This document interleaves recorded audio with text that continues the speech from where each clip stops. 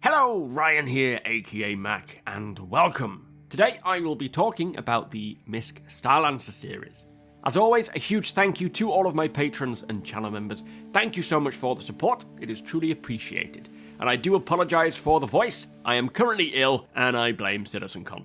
So, talking of which, during CitizenCon there was a lot of new vehicles revealed, and instead of cramming every one of these ships into a single video, I thought it better to break them down into their individual videos to make it easier to digest. And first up, I would like to talk about the new MISC Starlancers. Now, they mentioned that the Starlancer is a series of vehicles to cover a lot of different roles in the verse, and in this presentation, they are just covering the first 3. So there will likely be many more to come, but what roles they will fill is yet to be seen. Now, the first one they showed off is the BLD, or the Starlancer build, which, as you can imagine, is a large base-building ship, and this has drone bays on either side, as well as an arm to allow the drones to resupply. So basically, on either side, the doors will open, 2 drones either side can fly out, so a total of 4, and then they can get on with building whatever you've tasked them to build. And then when they need to resupply, they will return to the arms, which look like they extend outwards, so they don't need to come inside the ship. They can dock to these arms, resupply, and then get back to building using the supplies that you have loaded into the 32 SEU dedicated supply hold. And inside, you have a drone control room with a single station for players to control the drones, likely just setting them up with whatever supplies or materials they need for base building, or for whatever it is you are building, but you won't be flying them via a remote control, as they are automated, but you should be able to at least recall them, send them out, and do other things. Now, as mentioned, the BLD has 4 large drones, so 2 either side, 2 filler stations at the front that each hold 16 SEU, so 32 in total, and with having 4 large drones, you can build 4 structures ranging from small, medium, or large. Now, I suspect that with these sort of dedicated cargo holds for resupplying or resupply materials, you should be able to fill them with whatever you want, but if you are specifically base building, you will want to make sure that they are the supplies you need for the drones, otherwise you won't be able to build. Now, they did also mention that in regards to base building vehicles, each will have storage specifically for the drones, so you will be able to build for a decent duration of time without having to constantly resupply. But as you can imagine, the size of the drone and the storage hold will be the limiting factor in how long building can go on for before you need to get more resources. So, the larger the drones, the more of a hold you'll have for supplies, the longer you can go on for. So if you are planning to do a lot of building, you will likely eventually need to get resupplied.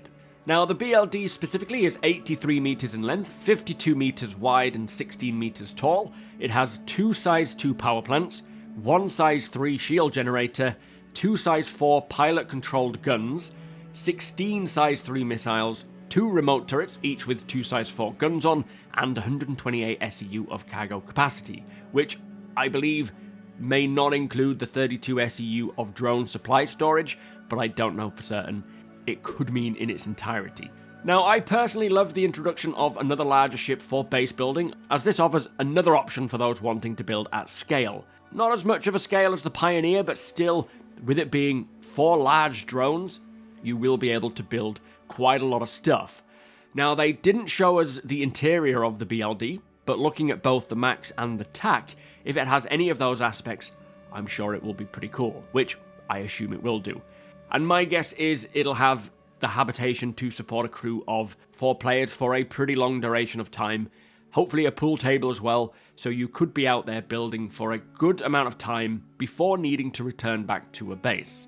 Now, the MISC Starlancer TAC is next. It is one cool looking ship. It has 2 manned size 5 turrets, 1 either side. It also has a dedicated hangar that can fit a Mirai fighter, which, as we know, is a very small ship, kind of a snubcraft size, so other options will be pretty limiting in this area, but whatever can fit, can fit. Inside, you have some drop seats at the bottom as well. It looks like there are 8 in total, although this is just a concept image, 4 either side, that actually drop down, allowing the occupants to deploy quickly, which is a nice touch, as this means the ship can provide both aerial and ground support, plus it has an onboard medical facility directly behind the drop pods with 2 Tier 3 medical beds, ideally located for getting injured members on board and healed quickly without having to traverse through the ship down the corridors like you do with the Carrack.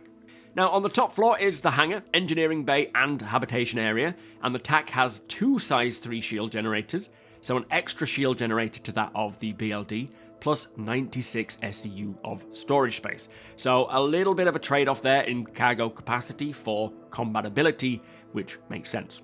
So a cool option for the more combat or security orientated players. This offers some decent firepower with that Starlancer aesthetic, and in my opinion would make a great accompaniment to the BLD, especially if you are planning to build in nullsec systems.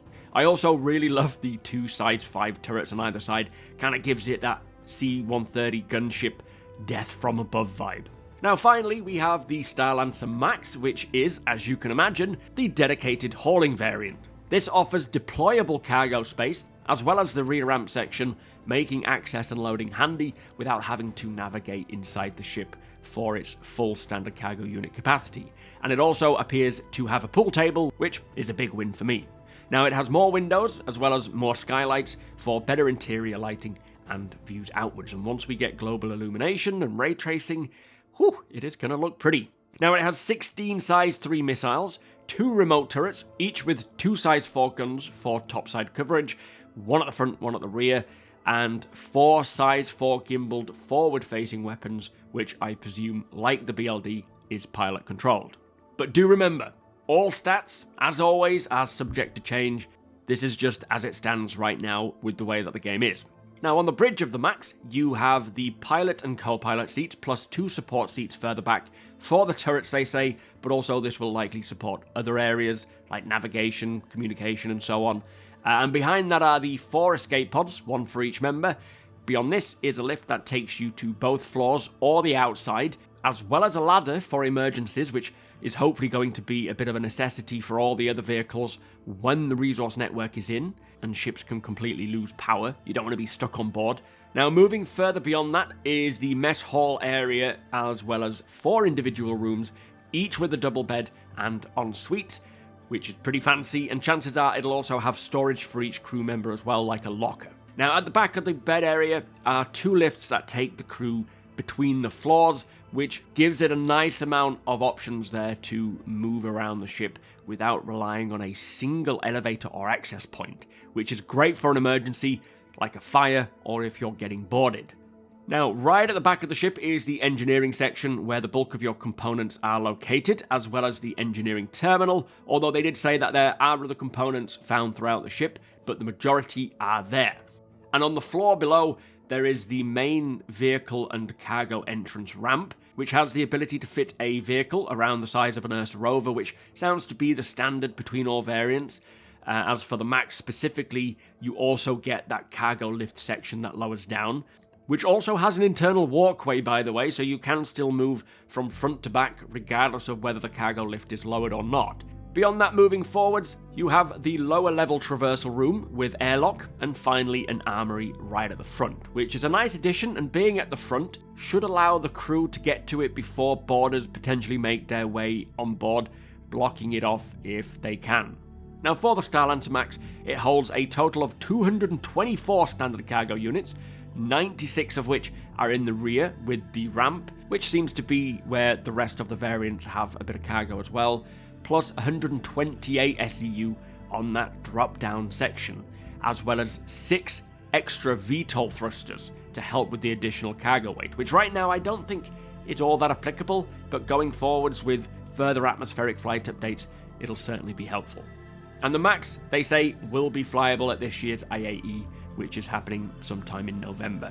Now the Max, I feel, will be a great ship for long duration, long distance hauls, as you have a lot of support for sustaining a crew for a decent amount of time. It's also very comfortable, but I feel that these Starlancers are very cool ships. I do love the inclusion of a series of ships in this size for many areas of Star Citizen, and as mentioned, these are just 3 variants. There certainly sounds like there will be more, but clearly they have put a lot of thought into the Starlancers, which also I suppose goes to show just how much work the older ships and vehicles will need to get up to this standard. Now, I can actually see all three variants working together and supporting the BLD when building in a dangerous area or nullsec systems. You can have the Max providing a lot of supplies to keep building going, and the TAC keeping the area of operation clear and safe. I personally love the Starliner lineup. Not my favourite style visually, but that's just MISC in general. But in terms of what each ship offers, it's pretty cool. And as I say, great to see a new addition to the base building lineup. But those are the Starlancers. They are £200 plus ships if using real money. I think the Max is around 220 to 240 and the TAC more closer to £300. But eventually they will be available in game and longer term craftable as well. Do let me know your thoughts on these vehicles, but if you do appreciate my videos, please do consider subscribing and helping the channel to grow. Also, come and hang out over at twitch.tv/SuperMacBrother. Today will probably be the last stream for the week, as I will be hopefully camping over this weekend. We'll see how this cold goes. I might have to cancel that. But hit the thumbs up if you don't mind, it does the channel a big favour, and tick that notification bell if you would like to be notified when my videos go live. Again, a huge thank you to all of my patrons and channel members. Thank you so much for all the support. Cannot do it without you guys, it is truly appreciated. Thank you for watching, and I'll see you in the next one.